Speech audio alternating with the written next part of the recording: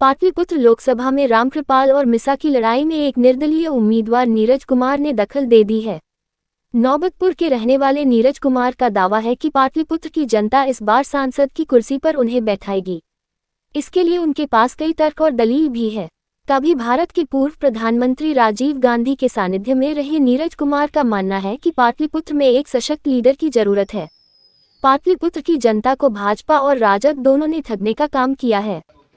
जैसे एमपी जो 10 साल से है तो इन्होंने तो काम वैसा कुछ नहीं किया है, और ऐसे सरकारी योजना की बात है तो कुछ होता है कुछ नहीं होता है, लटक के चल रहा है। सशक्त लीडर की जरूरत है। शुरू से ही मेरा बैकग्राउंड राजनीतिक जीवन में रहा है। राजीव गांधी जब तिरखोरा नरसंहार में आए थे तो उस समय जैसे कि मैं अपना उनसे मिला, मुलाकात किया 1991 में, और तब से मैं उन्हीं से प्रेरित होकर राजनीति में मैं प्रवेश किया। इत्तेफाक वो दुनिया में रहे नहीं। उसके बाद कांग्रेस की सरकार आई, मैं जुड़ा रहा और मैं दो मंत्री भारत सरकार के सीताराम केसरी और राजेश पायलट इन लोग के साथ सभा में भी स्पीच किया हूँ। काफ़ी मेरा पुराना अनुभव रहा है राजनीतिक जीवन में, और शुरू से मैं राजनीति में ही हूँ।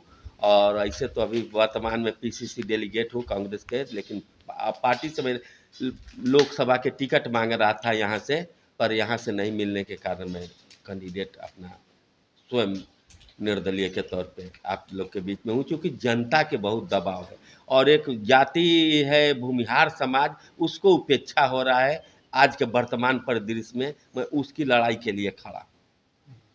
भूमिहारों के बल पर सुझा, और बड़ा कोई नहीं होता है, छोटा से ही सब लोग बड़ा है। सब लोग जितना जिसको बड़ा आप कर रहे हैं, मीसा भारती चाहे राम कृपाल, ये सब लोग बहुत लो, हमसे भी नीचा लेवल के लोग था, जो आज किसी कारण बस पारिवारिक चाहे राजनीतिक लेवल उठा है।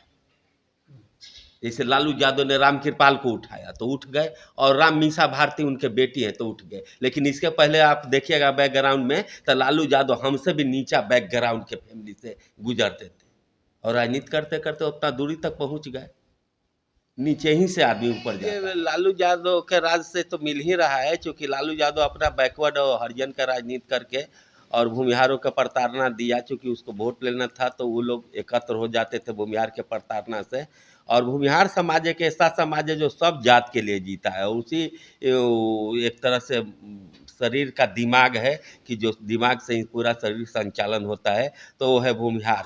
लेकिन सभी जातियाँ उसको उपेक्षा की नज़र से देख रहा है, और वैसी परिस्थिति में भाजपा की जो सरकार है ये भी इसको उपेक्षा दे रहा है, इसलिए कि ये भी कभी किया नहीं, और बिहार में इसका क्रिटिसाइज करने पर वो लोग भी पड़ा हुआ है। कुछ भूमिहार नेता लोग हैं जो भाजपा में रहकर और कहते हैं कि सब भूमिहार मेरे तरफ है। भूमिहार वोट भी भाजपा को किया, लेकिन उसके बावजूद भी वो लाभ देने को तैयार नहीं।